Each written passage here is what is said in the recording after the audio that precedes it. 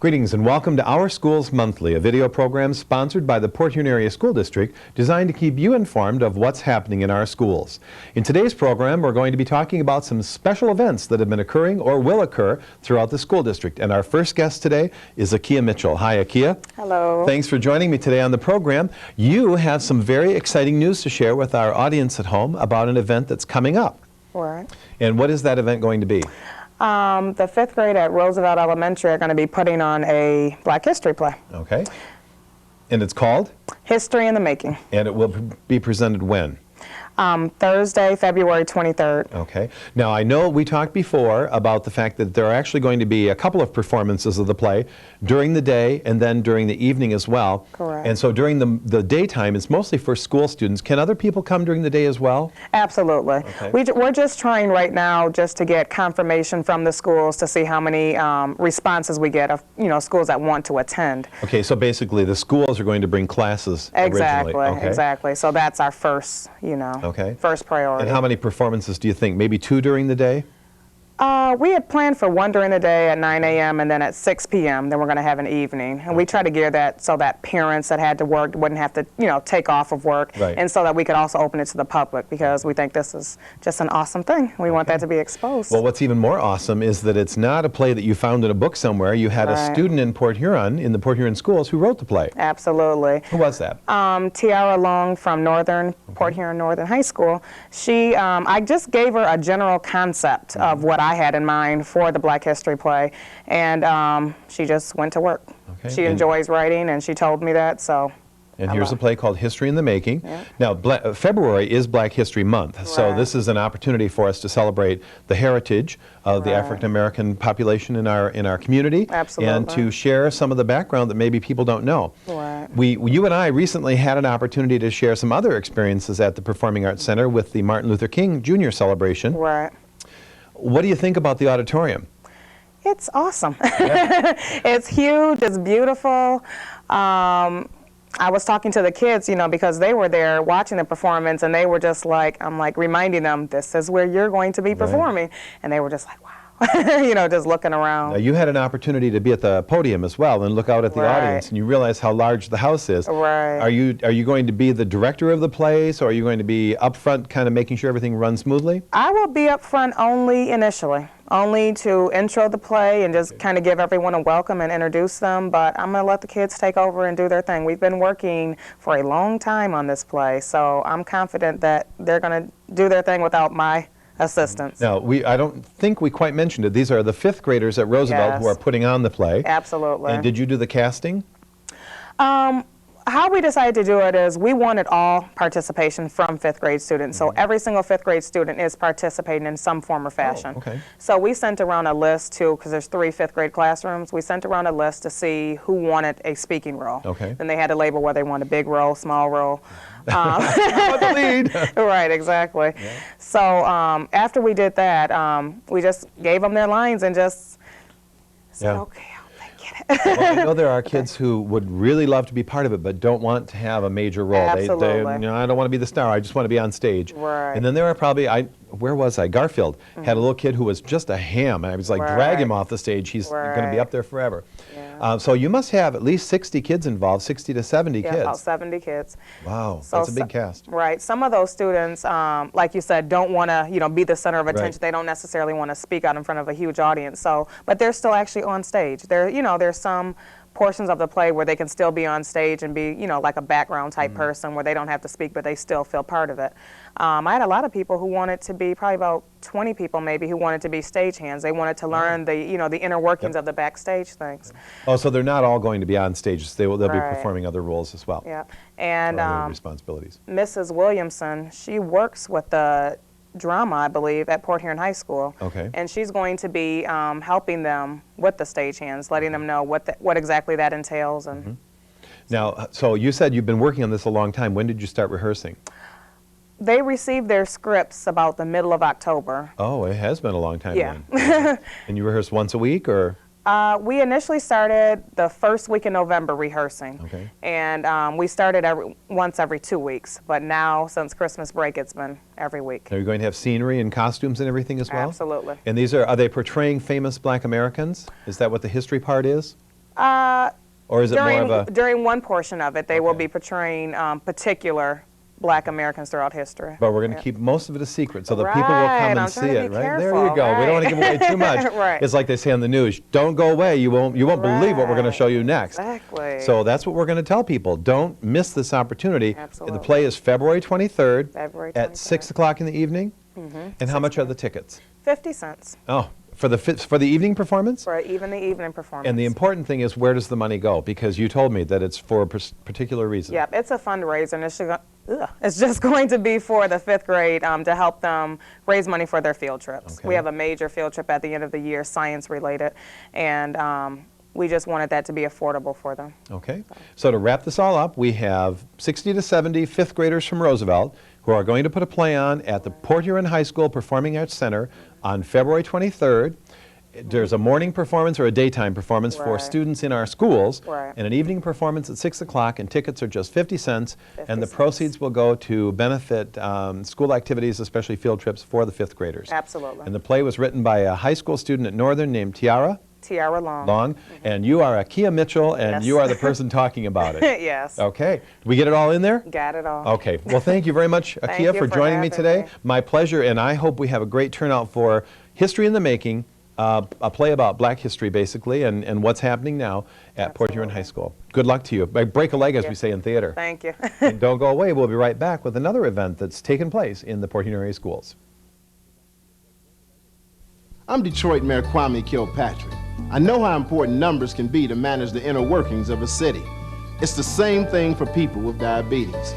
Keeping an A1C less than 7 means their glucose is under control and may prevent blindness, stroke, heart attack, amputation, and kidney disease. If you've got diabetes, keep your A1C less than 7. Call your doctor. Go to diabeteswatch.com/A1C and take control of your future. Recently, Garfield and Cleveland Elementary Schools had a visit from some individuals from outside the United States, and part of their group was from inside the United States. They actually are located in Ann Arbor, but they were the Mbongi, and I didn't say that right, Mbongi Village performance group, who brought an African drumming assembly to those two schools, Garfield and Cleveland. Let's take a moment for the interview I had with the leader of the group and the members of the group, and perhaps watch a short portion of their performance. We'll be right back. So now let's take a moment to talk to the Mbongi Village performers and see what they can tell us about why they do this and where they do this and how they got started. And I'd like to introduce you to the leader of the group, the person that you will see as the forefront individual, and that is Papa Sempo, right? Papa Sompa. Papa Sompa. You know, I knew I'd get that backwards. I'm sorry, Papa Sompa. It's okay. Thank you for being with us today, and I'd like to give you the microphone and ask you to introduce everybody else so that I don't mess up any more names. Yes, sir. All right, in my right here is Papa Samba from Congo, and then Mama Tama from Lansing, and Papa Akonda from Detroit. So we have a, you want me to go on? No, go ahead, you can Okay, say. we have a different, I mean, this is a small group, because according to the budget they brought us here. But usually we have a big group where we 16, you know, and it can grow more. It depends on the production. But we do this. We go do assemblies. We talk about self-esteem and community and courage, acknowledgement, because for us the community is very a stronghold for a nation. So we try to bring those tools from Africa, from the Congo in particular, to share with the people. So that's why we say that respect is something you cannot buy, and also that as a community of learning, I think American education is missing a lot as a melting pot. So that when we bring this element, it should be every day. So the kids acknowledge more, and the more they learn about the other culture, the better they become, because they become more wow. I mean, like a span worldwide. So they know the world, and it's not going to be something really new for them. It will be something they already live. So. Now, how did you get in touch with Aaron? Aaron Eppley contacted you and asked you to come here? Yeah, Aaron. No, I have an uncle who studied with me for a long time, and when I think they had a conversation, and he recommended her to me. So she wrote to me and sent me an email, and then from that point we start talking, and then she said, "We want you here," so I came. Now, I understand that your group is located or centralized in Ann Arbor area. Right. And how long ago did you originate this group that would go out and perform? Okay, we've been doing, me and my younger brother, I have a younger brother who lived in Michigan for many years, and he has a dance company called Bichini Bia Congo. Between myself and him, we team together. So we've been doing this since we were kids. I've been a leader, organizing things since birth. I mean, I've been doing it. So I also play the jazz. I play with jazz musician. I play with all the dancers in New York City. That's where I started. What do you play? Do you play drums or do I you play drums, I sing, I play guitar, I play the kalimba, and I'm a choreographer, and I also am a recording artist. I record with Olu Dara, Elvin Jones, Pharoah Sanders, Leon Thomas, Eddie Jefferson, Ron Carter, Cecil McBee, all those guys. Now, you mentioned that some of the other individuals in the group come from Detroit and from some other areas here, and also from the Congo. So how do they get involved in your group? Do they audition? Do they? Yeah, we conduct auditions, and also because my younger brother teach at the U of M, at the dance department. So from his class, a lot of the dancers come from there. So they come and then they come audition to the group. But also we have outside people who come and audition. Right. Now, do you travel around Michigan and make presentations like this in other school groups? Yes, we do residencies. Okay. We go to universities like Williams College, Albion College. I've been there a lot of times. And also now, next month, in February, I'm going to Indiana. We have a 3 weeks residency. So we're going to go in Fort Wayne, Maryville. So and we're going to go every day to school and doing that. So. Well, we certainly appreciate your coming here to share the cultural background of the Congo, of the African drumming and the African culture, and especially the African tongue. I still want to know how you do that split voice thing. I mean, that is just incredible. That'll do it. So I want to thank you all very much for being here and for performing for us. Let's take just a moment and watch a part of their performance that they shared at Cleveland Elementary, and we'll be right back with more of our show after that. Now, I'm going to sing, and you come with me. You guys come here. Come on. This is my friend. They have been traveling with me from Congo to here. Say, yeah. I want you to meet Papa Akonda. Say it again. Mama Tamara. Mama Tamara. Papa Samba. So those are my friends. See, they come all the way there to come and be with you. Say yeah. So the first time we say, first time, the second time, the first time, the second time.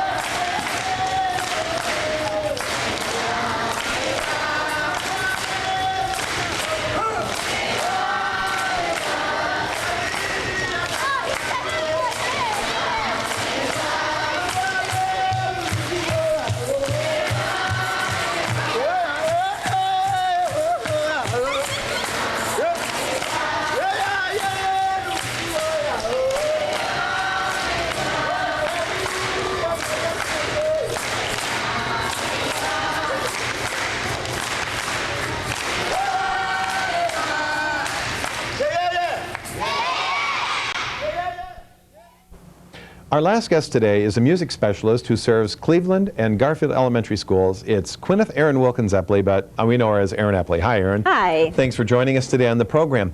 You've been a really busy person lately. Yes, it's been a busy month. You've just been drumming your hands off, basically. Yes. Now, I understand that you were the person who was responsible for making the arrangements with the Mbongi village to come and perform at both of the schools. Yes, yep, been working on that since about September. Okay. So. And how did you learn about them? My uncle is actually a drum maker up north, and he has worked with Tito Sampa through different workshops and that type of a thing. So I emailed him and kind of went back and forth, and then kind of got involved with his manager, that type of a thing, and figured out what we could do for the day involving both schools in a workshop with our drummers. So. Now Tito Sampa is really Papa Sompa, who was the leader that I just interviewed. Right. Just so that we know. And your uncle makes African drums? He does. He makes a type of wow. African drum, so it's kind of, how I got That's how you got connected into with it. this. Yes. Yeah. Mhm. Okay, so you managed to bring these two groups. We saw an interview with them at Cleveland, but they also performed at Garfield earlier in the day. Right. And the kids were involved to participate. Everyone was involved in the assembly. He walked around the audience and got us all doing stuff. Yes, he was quite singing the African songs, and yep, it was a really good experience. Yes, it was. It was wonderful. It was very interactive, as you said. You had everyone moving, all ages, And I really think the kids at Garfield in particular were probably quite quiet for the rest of the day because they were very actively involved. I think, yes, I think there was so. not much energy left. Well, as a result, though, of that, you've been working, not as a result of that, but in addition to that, you've been working with African drumming at Garfield and at Cleveland for a couple of years now. And you have had the students perform at numerous events in the past, and you just recently had the drummers at both schools, and I think you were with Cleveland as well, were you not? Right. Okay.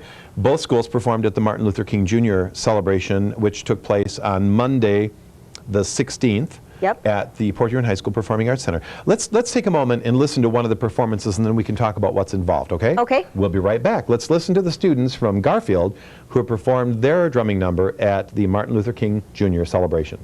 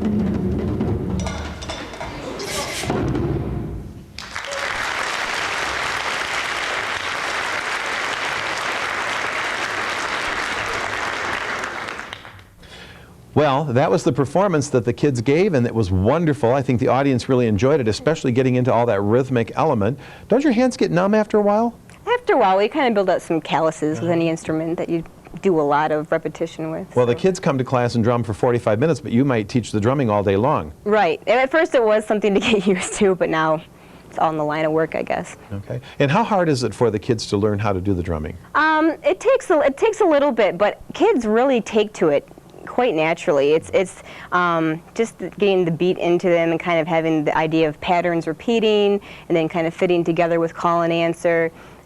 They really take to it easier than adults do. I think there's not all of the inhibitions there. And Especially when you do, and you didn't do it at the assembly, but when you do the free response thing where there's a call and response and they get to create something, Right. they come up with some very unusual patterns of their own. yeah, and they'll do it right in front live. And if I was doing it, I always had kind of my set pattern, so I feel comfortable. But they will just, every time it's something different, and yeah, it's wonderful. You look at them and they just tap that rhythm right there. Right. Now, where did the drums come from originally? I mean, they've been at Garfield. I think Garfield was the pilot school for African drumming Right. when Deb Blair was here. Right. So how did they, do you know how they originated there, how they got them in the first place? I believe at Garfield they were through a grant. I wasn't around then, so I'm not sure which grant they were through. Right.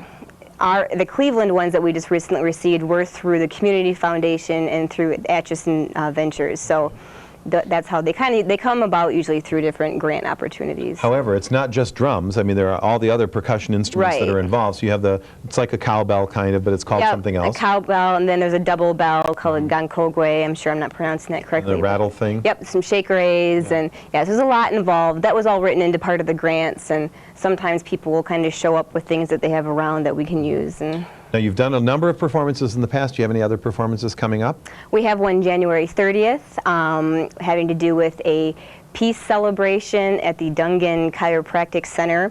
That's with Cleveland.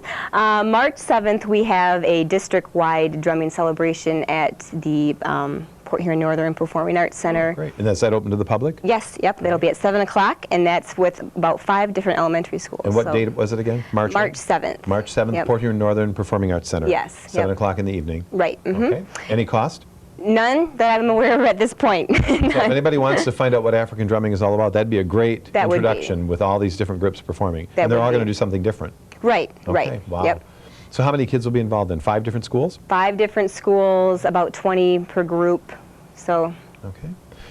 So we hope your hands get nicely unnumbed as you Thank continue you. teaching the African drumming, and appreciate very much the preparations that you've made to bring the students together to perform for events such as the Martin Luther King Jr. celebration, and especially the opportunity through your leadership to bring the Mbongi village here, because they were a fascinating group, and I'm sure the kids had a real cultural awareness in the process. yeah, it was wonderful, yeah. Yep.